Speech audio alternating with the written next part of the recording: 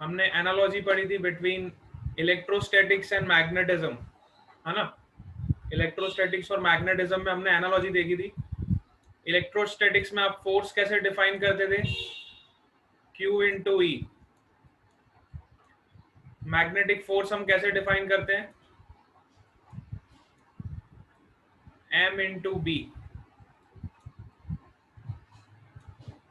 ठीक है।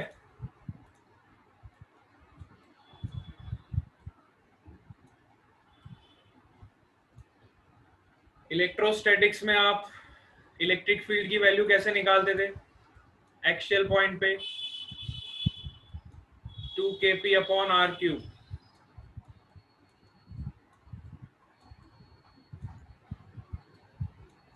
वही आप मैग्नेटिक फील्ड कैसे निकालोगे, एक्सियल पॉइंट पे 2km अपॉन आर क्यूब।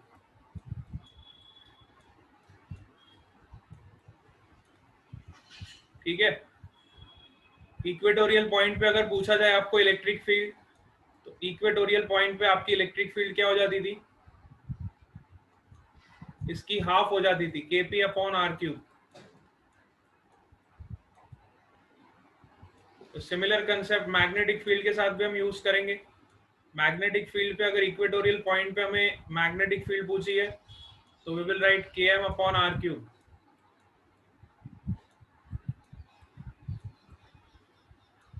इसके अलावा हमने इलेक्ट्रिक डाइपोल मोमेंट देखा था। इलेक्ट्रिक डाइपोल मोमेंट को कैसे डिफाइन करते हैं, electric dipole moment is equal to charge into distance.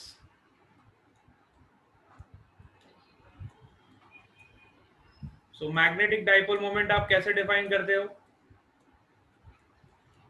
Which is equal to pole strength into distance.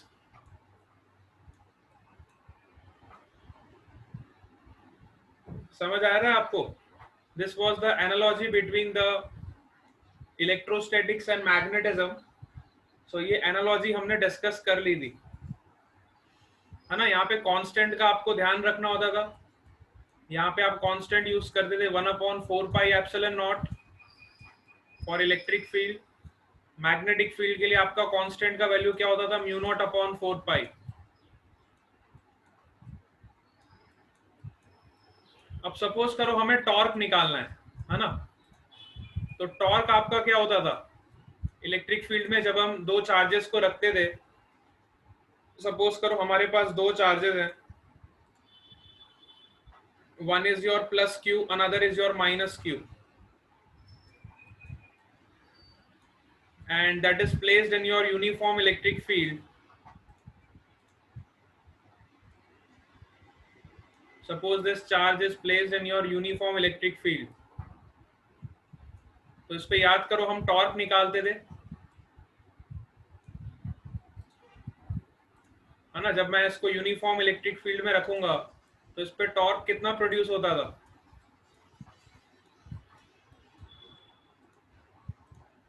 ये सब चीजें आपको पता होनी चाहिए। अब हम पढ़ चुके हैं सब, इलेक्ट्रोस्टैट्स में हमने बहुत अच्छे से पढ़ा था। तो देखो पॉजिटिव चार्ज है तो इस पे फोर्स लगता था right side, which is plus QE। Negative charge पे फोर्स इस तरफ लगता था लेफ्ट साइड,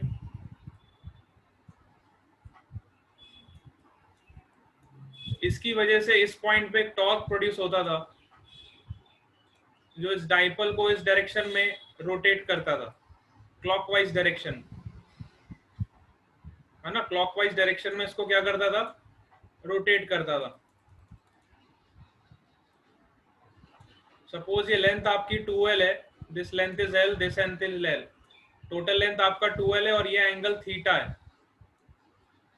तो ये परपेंडिकुलर डिस्टेंस कितना होता था, 2l sine theta. Perpendicular distance आपका कितना हो जाता था, 2l साइन थीटा। तो आपका टॉर्क क्या होता है, देखो torque is defined as force into perpendicular distance. Torque is defined as force into perpendicular distance. ऐसे हम डिफाइन करते थे, है ना, force into position vector, you can say perpendicular distance. अगर मुझे मैग्नीट्यूड निकालना है टॉर्क का तो मैं ऐसे लिखूंगा, और अगर मुझे वेक्टर फॉर्म में टॉर्क को लिखना है तो I will write like this, torque vector is equal to r cross f। in vector form I will write like this, torque is defined as cross product of r cross f. When you open this term you will get tau is equal to rf sin theta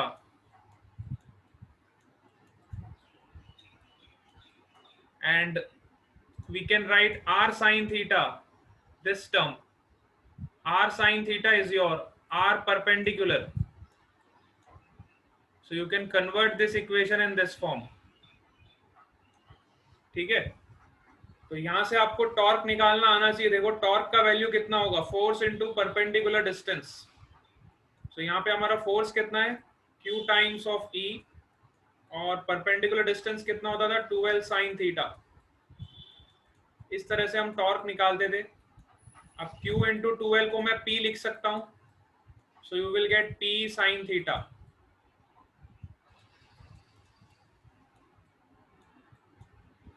अच्छा, p sin theta को मैं क्या लिख सकता हूँ, p cross E लिख सकता हूँ, p cross E। This is the value of the torque when a dipole is placed in a uniform electric field। अब सपोज मैंने इलेक्ट्रिक फील्ड की जगह मैग्नेटिक फील्ड लगा दी और यहाँ पे एक बार मैग्नेट को प्लेस कर दिया।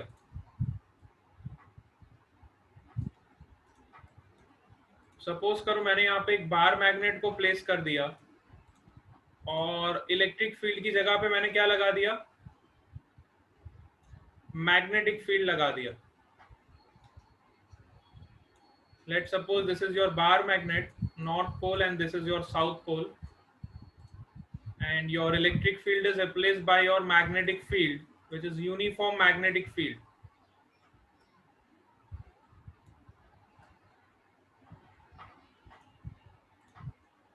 है ना, अब जैसे ही मैं इसको यूनिफॉर्म मैग्नेटिक फील्ड में रखूंगा, जैसे ही मैं इसको यूनिफॉर्म मैग्नेटिक फील्ड में रखूंगा तो इस पे देखो नॉर्थ पोल पे सेम जैसे उधर फोर्स लगता था वैसे इस पे नॉर्थ पोल पे राइट साइड फोर्स लगेगा, which is m into B,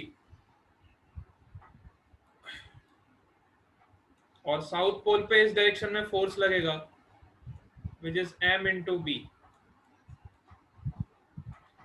Again you can see that the torque will be produced at the center of the bar magnet, और इस टॉर्क कैसे प्रोड्यूस होगा, in this direction, clockwise direction. Your torque will be produce in clockwise direction, और ये torque क्या करेगा, इस bar magnet को मैग्नेटिक फील्ड के अलोंग अलाइन करने की कोशिश करेगा। This torque will try to rotate the bar magnet and try to align itself in the direction of the magnetic field, है ना। तो बिल्कुल सेम कंसेप्ट है, आप एनालॉजी डायरेक्टली यूज कर सकते हो।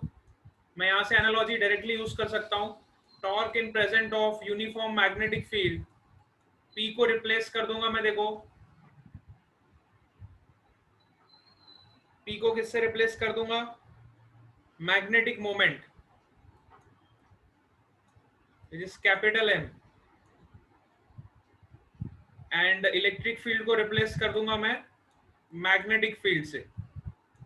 I can use the same analogy here, इसको डिराइव भी हम कर लेते। देखो सपोज करो ये डिस्टेंस आपका 2l है, सो ये वाला परपेंडिकुलर डिस्टेंस कितना हो जाएगा, let's say this angle is theta, again this perpendicular distance will be 2l sin theta.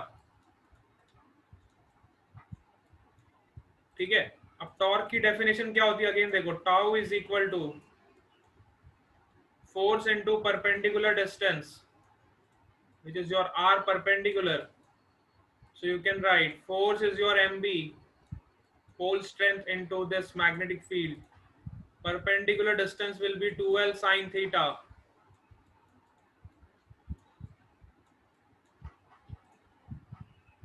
सो यहां से देखो आप m इंटू 2l को आप क्या लिख सकते हो, capital M.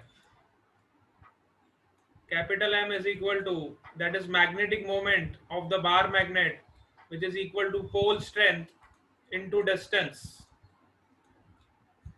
So I can substitute here m into 2l को मैं क्या लिखूंगा, देखो इधर capital M into b sin theta.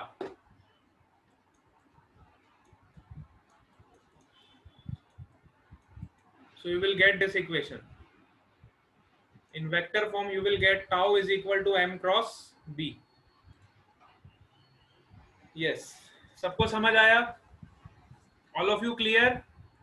जैसे हम टॉर्क इलेक्ट्रिक फील्ड में निकालते थे वैसे ही हमने टॉर्क मैग्नेटिक फील्ड में भी निकाल दिया. वहां पे हम डाइपोल यूज करते थे, यहाँ पे हम बार मैग्नेट को यूज कर रहे. ठीक है, all of you got this?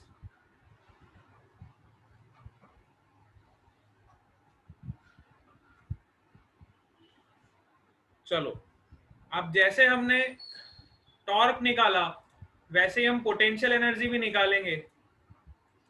तो देखो एनर्जी क्या होता है, देखो जब इलेक्ट्रिक फील्ड होती थी तो आपकी एनर्जी कितनी आती थी, जब इलेक्ट्रिक फील्ड में हम पढ़ते थे तो आपकी एनर्जी की वैल्यू क्या आती थी, माइनस पी डॉट ई. अगर आपको याद हो तो, मुझे नहीं पता आप लोग रिवाइज करते हो कि नहीं घर में. If you remember this term, your energy was minus P dot E which is equal to your work done.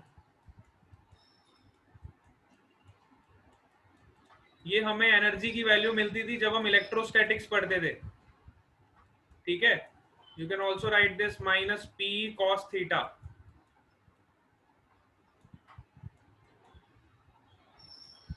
है ना, इस तरह से हमें एनर्जी का रिलेशन मिलता था जब हम इलेक्ट्रोस्टैटिक्स पढ़ते थे. अब देखो बिल्कुल सेम रिलेशन, बिल्कुल सेम रिलेशन हमें यहां पे मिलेगा अगर मैं एनालॉजी यूज करूं मैग्नेटिक फील्ड की. If you use the analogy you will get energy is equal to, P को रिप्लेस कर दोगे एम से, minus M dot, electric field को रिप्लेस कर दोगे मैग्नेटिक फील्ड से. So you will get energy is equal to work done, which is equal to minus mb cos theta. ठीक है, देखो बिल्कुल सेम एनालॉजी जैसे हमें यहाँ पे मिलती थी वैसे रिजल्ट्स हमें यहाँ पे मिल रहे हैं मैग्नेटिक फील्ड में. समझ आ रहा है आपको? हाँ, minus mb cos theta. Very good. अच्छा, कई बार इसका प्रूफ भी पूछ लेते हैं एग्जाम में कि ये कैसे आया, तो आपको प्रूफ बता देता हूं. वैसे तो बड़ा सिंपल प्रूफ है इसका. देखो work done is defined as, छोटा सा वर्क डन क्या होगा, dw is equal to tau into d theta. है ना, तो नेट वर्क डन क्या हो जाएगा, इंटीग्रेशन ऑफ dw.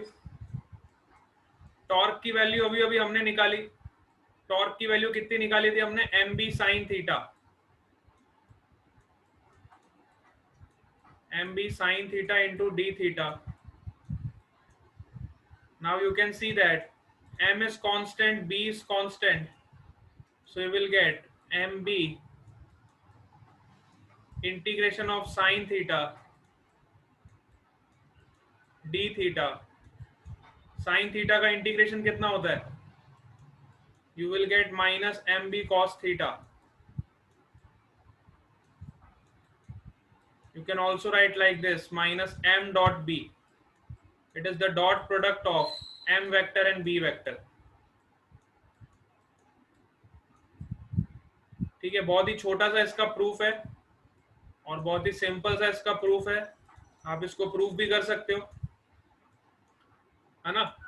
इस तरह से हम कैलकुलेट करते थे. अब सपोज करो हमें कोई बार मैग्नेट दिया है और इस बार मैग्नेट को हमने इस तरह से प्लेस किया मैग्नेटिक फील्ड में, ठीक है, let's say uniform magnetic field is pass through it. Now you can see that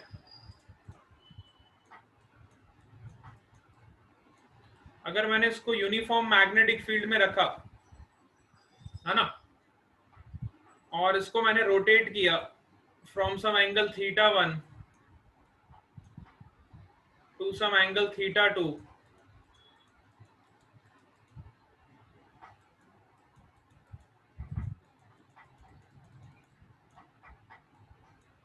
है ना, इसको मैंने रोटेट किया from angle θ1 to angle θ2, then what is the work done, है ना. ऐसा सपोज करो आपको एग्जाम में क्वेश्चन आ जाता है, what is the work done in rotating the bar magnet which is placed in a uniform magnetic field from an angle θ1 to angle θ2. So you can easily use the relation work done is equal to integration of tau into d theta from theta is equal to θ1 to theta is equal to θ2. You will integrate simply by putting the limits. So you will get the value of work done. Tau की value put कर दोगे mb sin theta into d theta, integrating this from θ1 to θ2. जैसे आप इस term को integrate करोगे तो देखो आपको क्या मिल जाएगा, mb is constant, you will get minus cos theta within the limits θ1 to θ2. Now if you substitute the value, you will get minus mb cos θ2 minus cos θ1. So finally you will get mb,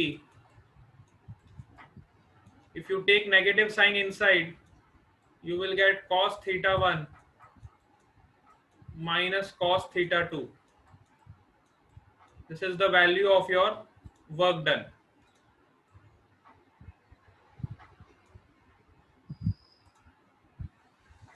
ठीक है, सबको clear हो गया यहां तक?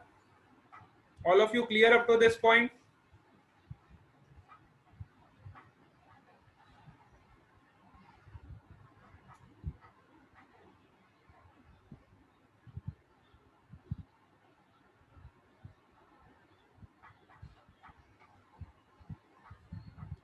Very good. चलो अब suppose करो हमें θ1 का वैल्यू 90 डिग्री दिया है. Suppose in question it is given that θ1 is equal to 90 degree and θ2 is equal to, θ2 का वैल्यू आपको थीटा के बराबर दिया है. ठीक है, सपोज θ1 का वैल्यू 90 डिग्री दिया है और θ2 का वैल्यू थीटा के बराबर दिया है, तो आप इस इक्वेशन में पुट करोगे, देखो आपको क्या मिलेगा, mb into cos 90 is 0 minus cos theta,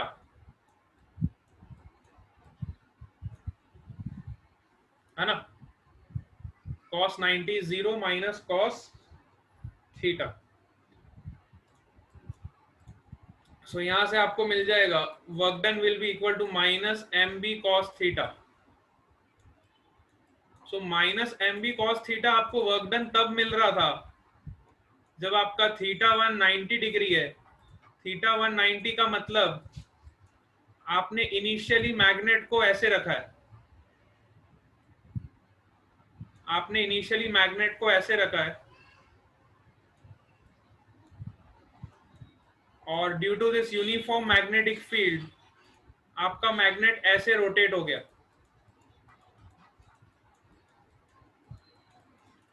due to uniform magnetic field आपका मैग्नेट इस तरह से रोटेट हो गया. ठीक है, इनिशियल एंगल इसका कितना था, θ1 90 डिग्री, और फाइनल एंगल इसका कितना हो गया, फाइनल एंगल इसका हो गया थीटा. ठीक है, तो आपका वर्क डन कितना हुआ? Your work done is minus mb cos theta. ठीक है, अब सपोज करो इस थीटा का वैल्यू अगर 0 हो जाए।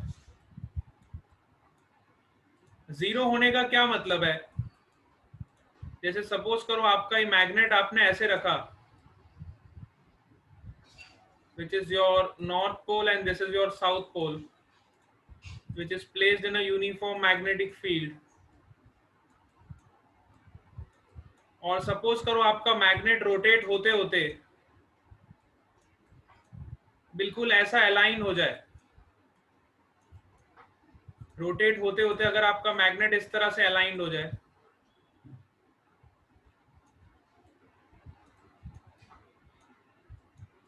ठीक है, मैग्नेट रोटेट होकर इस तरह से अलाइंड हो जाएगा, तो आपका थीटा कितना हो जाएगा? 0 हो जाएगा। और जब थीटा 0 हो जाएगा, you can see that cos 0 is 1, you will get your energy value will be minus m into b. So this is the minimum energy, you can say this is the minimum potential energy of the system. This is the minimum potential energy of the system.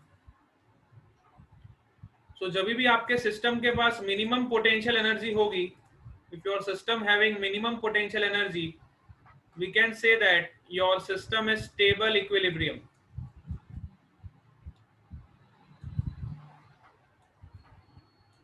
Your system is in stable equilibrium, है ना। जब भी आपके system के पास minimum potential energy होगी तो हम बोलेंगे आपका सिस्टम कैसा है? स्टेबल इक्विलिब्रियम में है ना। Your system is in stable equilibrium. अब सपोज करो थीटा का वैल्यू 0 ना होके थीटा का वैल्यू आपका 180 डिग्री हो जाता, मतलब आपने बार मैग्नेट को ऐसे रखा और आपका बार मैग्नेट क्लॉकवाइज रोटेट होने की जगह ऐसे रोटेट हो गया anti clockwise,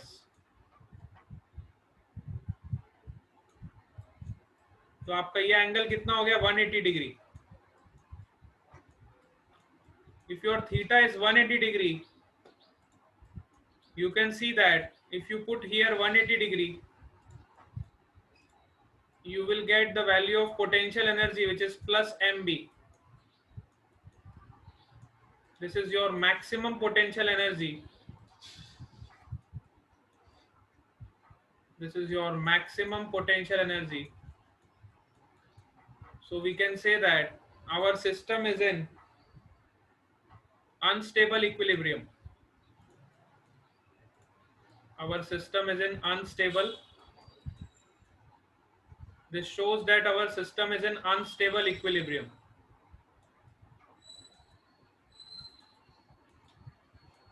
All of you are getting this?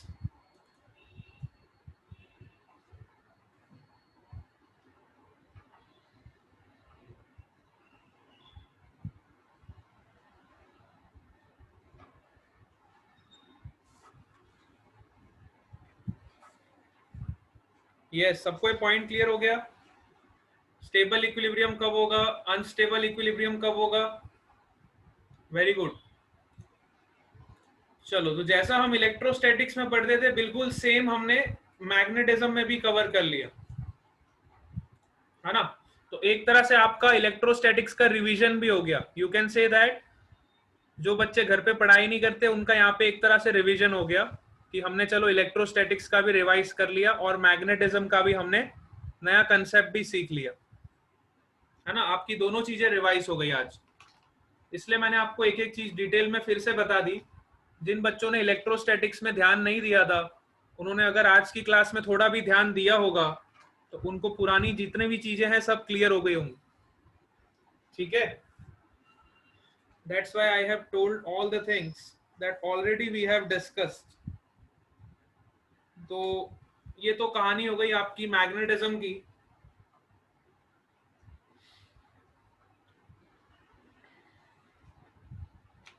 अब इस पे क्वेश्चंस किस तरह के पूछते हैं एग्जाम्स में वो भी देख लो, है ना।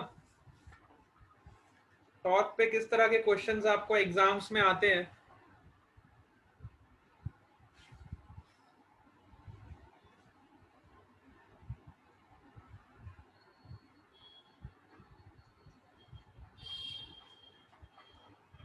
है ना, सपोज करो आपको एक बार मैग्नेट दिया है,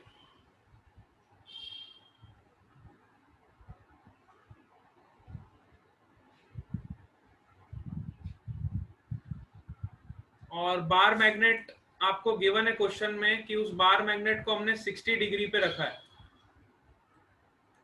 A bar magnet is placed at an angle of 60 degree from the uniform magnetic field, and the magnetic field is given in the region which is 1.2 into 10 की power minus 2 Tesla. This is the value of magnetic field given. This is your north pole and this is your south pole. ठीक है, so you have to find the work done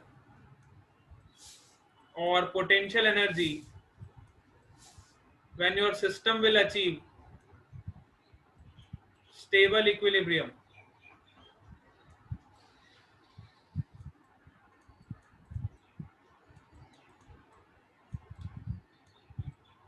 When your system will achieve stable equilibrium, what is the value of work done or what is the potential energy stored when the system will achieve the stable equilibrium.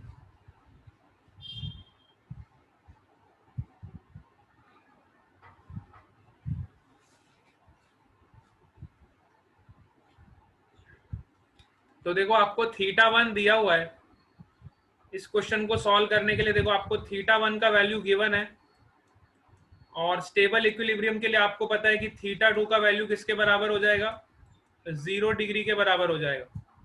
जब ये आपका bar magnet इस तरह से aligned हो जाएगा horizontal के, तो आपका स्टेबल इक्विलिब्रियम अचीव हो जाएगा। तो θ2 का वैल्यू आपको 0 डिग्री दिया है। Now you can simply use the relation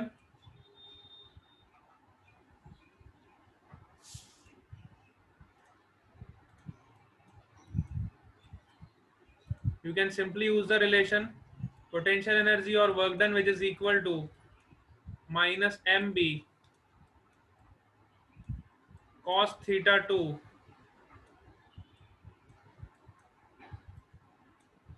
minus cos θ1,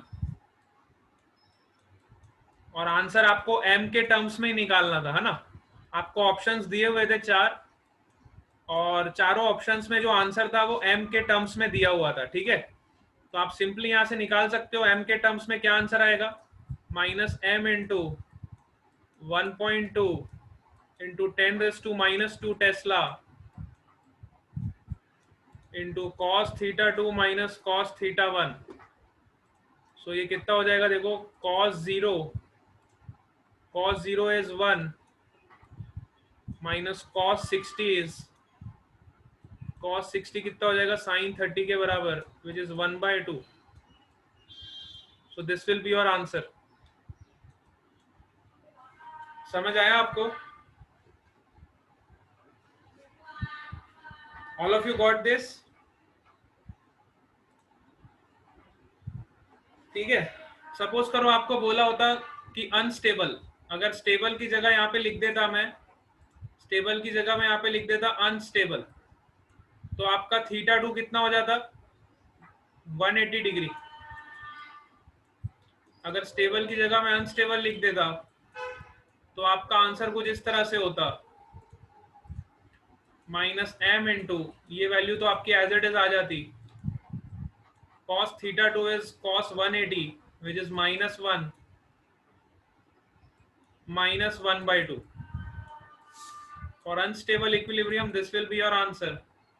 For stable equilibrium this will be your answer.